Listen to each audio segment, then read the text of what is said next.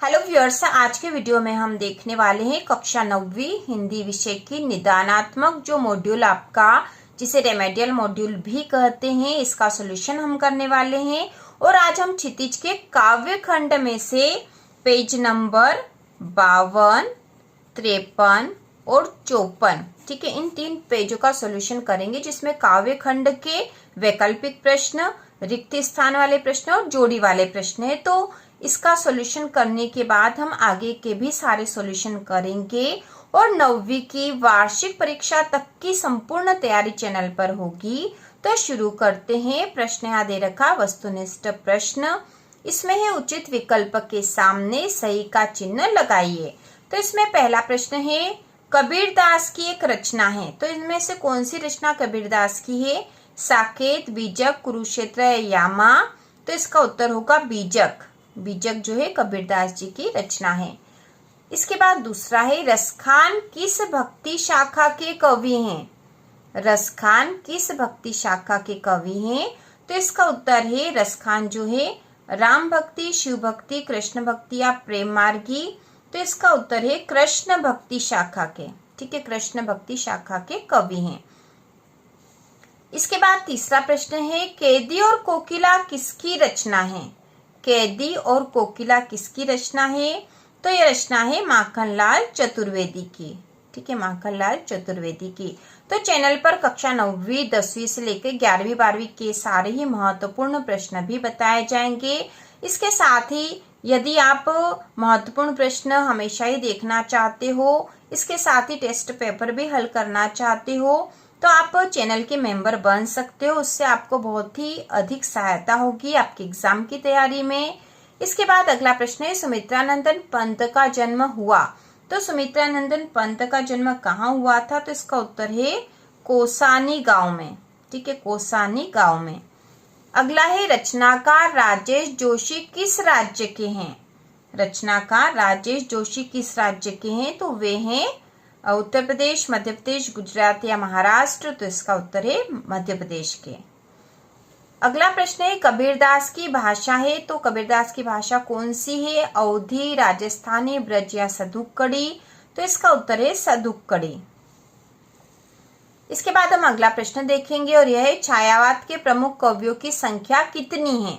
4, 8, 5 या 3? तो छायावाद के प्रमुख कवियों की संख्या है 4। 4 प्रमुख छायावादी कवि है, जो है जयशंकर प्रसाद, सुमित्रानंदन पंत, सूर्यकांत त्रिपाठी निराला और महादेवी वर्मा। इसके बाद है मेघ आए रचना किसकी रचना है? तो यह किसकी रचना है? महादेवी वर्मा, सर्वेश्वर दयाल सक्सेना, सुमित्रानंदन पंत या राजेश जोशी? तो इसका उत्तर होगा सर्वेश्वर दयाल सक्सेना। अगला प्रश्न है वीर गाथा काल के श्रेष्ठ महाकाव्य का क्या नाम है?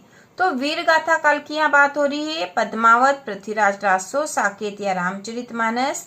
तो वीर गाथा काल का जो श्रेष्ठ महाकाव्य है वह है पृथ्वीराज रासो। अगला प्रश्न है प्रेम मार्गी शाखा के प्रतिनिधि कवि कौन है? प्रेम मार्गी शाखा के प्रतिनिधि कवि कौन है? कबीर, तुलसीदास, जायसी या सूरदास? तो प्रेम मार्गी शाखा के प्रतिनिधि कवि है जायसी।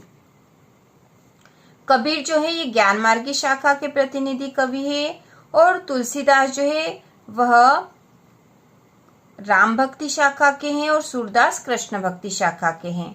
इसके बाद अगला प्रश्न है हिंदी साहित्य का सर्वाधिक लोकप्रिय महाकाव्य है? पद्मावत, रामचरितमानस, पृथ्वीराज रासो या परमाल रासो? तो इसका उत्तर है रामचरितमानस। हिंदी साहित्य का सर्वाधिक लोकप्रिय महाकाव्य है रामचरितमानस। इसके बाद अगला प्रश्न है स्वर्ण किरण किसकी रचना है? तो यहाँ पे ऑप्शन दे रखे है कबीर, सुमित्रानंदन पंत, रसखान या सूरदास? तो इसका उत्तर है सुमित्रानंदन पंत। स्वर्ण किरण किसकी रचना है? सुमित्रानंदन पंत की। अगला प्रश्न है प्रेम वाटिका के रचनाकार है?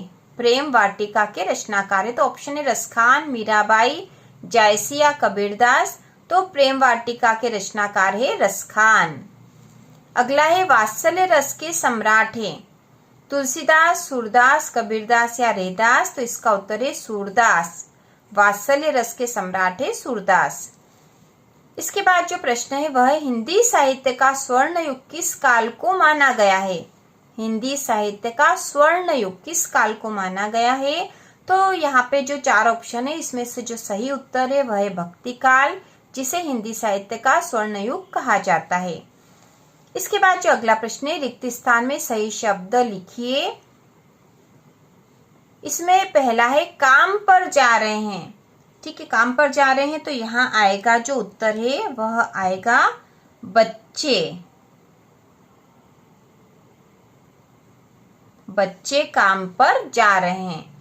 इसके बाद अगला है मखमली टमाटर हुए लाल।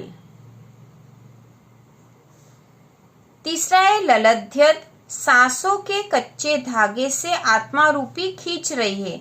तो यहाँ आएगा नाव। ललध्यत जो कि आपके क्षितिज के काव्यखंड का जो पाठ 2 है वाक, उसकी कवयित्री ललध्यत। तो ललध्यत सांसों के कच्चे धागे से आत्मा रूपी नाव खींच रही है। चौथा, एक भारतीय आत्मा को कहा जाता है। तो एक भारतीय आत्मा माखनलाल चतुर्वेदी को कहा जाता है। माखनलाल चतुर्वेदी, ठीक है, चतुर्वेदी, माखनलाल चतुर्वेदी को कहा जाता है एक भारतीय आत्मा। इसके बाद 5वां है पद्मावत का प्रसिद्ध महाकाव्य है। तो पद्मावत जो है जायसी, या जिन्हें पूरा नाम इनका है मलिक मोहम्मद जायसी का प्रसिद्ध महाकाव्य है। इसके बाद जो अगला है प्रेमी ढूंढत में फिरा मिले न कोई। तो प्रेमी ढूंढत में फिरा प्रेमी मिले न कोई। ठीक है, प्रेमी मिले न कोई। इसके बाद अगला प्रश्न है कवि रसखान बार बार में जन्म लेना चाहते हैं। तो कवि रसखान बार बार ब्रज गोकुल में जन्म लेना चाहते हैं। ठीक है, ब्रज गोकुल में जन्म लेना चाहते हैं। 8वां है कवि सुमित्रानंदन पंत ने लता का मानवीकरण के रूप में किया है। ठीक है, कवि सुमित्रानंदन पंत ने लता का मानवीकरण किस रूप में किया है। तो लता का मानवीकरण नवविवाहिता के रूप में किया है।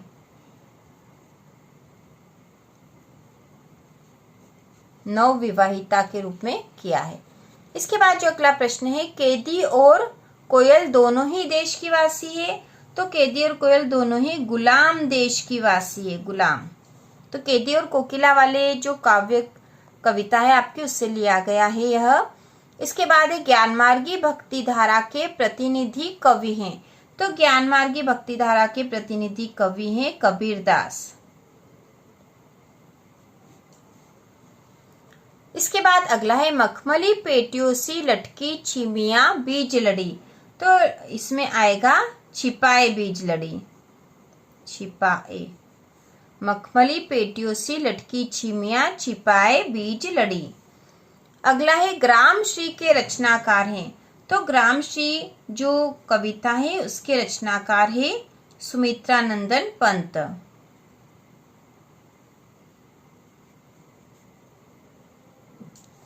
इसके बाद है ग्रामश्री कविता में गांव पर आकाश के समान आच्छादित है।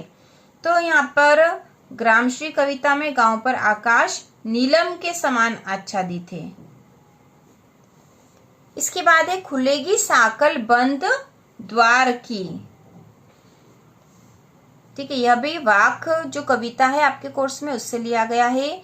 अगला है कवि राजेश जोशी के अनुसार बच्चों की रंग बिरंगी किताबों को ने खा लिया है। तो यहाँ आएगा दीमकों ने खा लिया है। जो अगला प्रश्न है सही जोड़ी बनाकर लिखिए। और ये आपके जो मॉड्यूल है उसके पेज नंबर 54 पर है। तो यहाँ पर सबसे पहली जो जोड़ी है उसमें खंड अ में है ललध्यत सब विष क्यों गाती हो ग्रामश्री सर्वेश्वर दयाल सक्सेना। और खंड ब है बाल पत्रिका पराग कोकिल सुमित्रानंदन पंत कश्मीरी कवयित्री और अमृत होय। तो इसकी जोड़ी बना देंगे हम।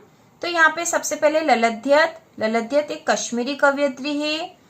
दूसरा है सब विष अमृत होय क्यों गाती हो कोकिल। ग्रामश्री के रचनाकार सुमित्रानंदन पंत और सर्वेश्वर दयाल जो हैं बालपत्रिका पराग। ठीक है, तो इस प्रकार इसकी जोड़ी बनेगी। यह बालपत्रिका पराग के संपादक थे सर्वेश्वर दयाल सक्सेना। तो इस प्रकार से जोड़ियां बनेगी और आपको जब आप फेयर करोगे तो जिसके सामने जो सही जोड़ी है वह लिखना है। इसके बाद जो दूसरा क्वेश्चन है उसमें खंड अ में है रामचरितमानस कृष्ण भक्त, सूफी संत कबीरदास कृष्ण भक्ति शाखा, और खंड ब में मीराबाई, बाह्य आडंबरों का विरोध, तुलसीदास, वल्लभाचार्य और जायसी। तो हम जोड़ी बना देंगे। सबसे पहले रामचरितमानस जिसके रचनाकार है तुलसीदास। इसके बाद दूसरा है कृष्ण भक्त, तो मीराबाई कृष्ण भक्त थी। इसके बाद अगला है सूफी संत, सूफी संत थे जायसी। कबीरदास, तो कबीरदास ने बाह्य आडंबरों का विरोध किया है। और कृष्ण भक्ति शाखा, इनकी जोड़ी बनेगी वल्लभाचार्य से। तो इस प्रकार से जोड़ियां बन जाएगी। इसके बाद जो तीसरी जोड़ी है उसमें खंड अ में है कबीरदास, सुजान रसखान, गर्म हवाएं, माखनलाल चतुर्वेदी और सुमित्रा नंदन पंत। खंड ब में जो लिखा है वह है हिम तरंगिणी, वीणा, पल्लव, रसखान, साखी, सर्वेश्वर दयाल सक्सेना। तो अब हम इसकी जोड़ी बना देते हैं। सबसे पहले है कबीरदास, तो कबीरदास की जोड़ी बनेगी साखी। ठीक है, साखिया और सबद जो है कबीरदास ने लिखा, तो यहाँ पे साखी से जोड़ी बनेगी। सुजान रसखान के रचनाकार है रसखान। गर्म हवाएं, तो गर्म हवाएं जो है इसके रचनाकार है सर्वेश्वर दयाल सक्सेना। इसके बाद है माखनलाल चतुर्वेदी ने लिखा है, माखनलाल चतुर्वेदी की रचना हिम तरंगिणी, और सुमित्रा नंदन पंत की रचना है वीणा और पल्लव। तो इस प्रकार से जोड़ियां बनेगी। इसके बाद जो अगली चौथे नंबर की जोड़ी है तो उसमें खंड और खंड ब में क्या दिया हम देख लेंगे और फिर जोड़ी बना देंगे। तो खंड अ में छायावाद, प्रगतिवाद, नई कविता, आधुनिक काल और रहस्यवाद। खंड ब में दे रखा नागार्जुन 1953 से अब तक, प्रकृति का मानवीकरण, छायावाद के समकक्ष और भारतेंदु युग। तो सबसे पहले छायावाद जिसमें प्रकृति का मानवीकरण किया गया है। इसके बाद दूसरा है प्रगतिवाद, इसके रचनाकार है नागार्जुन। इसके बाद जो तीसरे नंबर पे है वो नई कविता, तो नई कविता जो है 1953 से अब तक, ये जोड़ी बनेगी। चौथा है आधुनिक काल, तो आधुनिक काल में मुख्य रूप से भारतेंदु युग, इनसे जोड़ी बनेगी। और रहस्यवाद की जोड़ी बनेगी छायावाद के समकक्ष। इसके बाद जो पांचवें नंबर पे जोड़ियां दे रखी है वह भी हम देख लेंगे। सबसे पहले खंड दोनों तरफ में जो भी दे रखा है फिर हम देख लेंगे किसकी जोड़ी किससे बनेगी। तो खंड अ में है कबीर, वाक, रसखान, माखनलाल चतुर्वेदी और राजेश जोशी। खंड ब में है सवैये, सबद, ललध्यत, मिट्टी का चेहरा और कर्मवीर। तो कवि और उनकी रचनाओं की यहाँ जोड़ी हमें बनानी है। तो सबसे पहले लिखा है कबीर, तो कबीर की रचना आएगी सबद। इसके बाद वाक की कवयित्री ललध्यत, रसखान ने लिखे हैं सवैये, माखनलाल चतुर्वेदी ने कर्मवीर पत्रिका का संपादन किया था और राजेश जोशी की रचना है मिट्टी का चेहरा।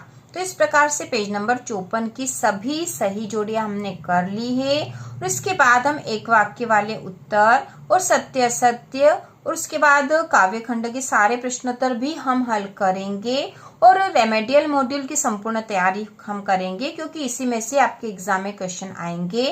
तो इसी प्रकार के और वीडियो देखने के लिए कक्षा 9वीं की संपूर्ण तैयारी करने के लिए चैनल को सब्सक्राइब कीजिए।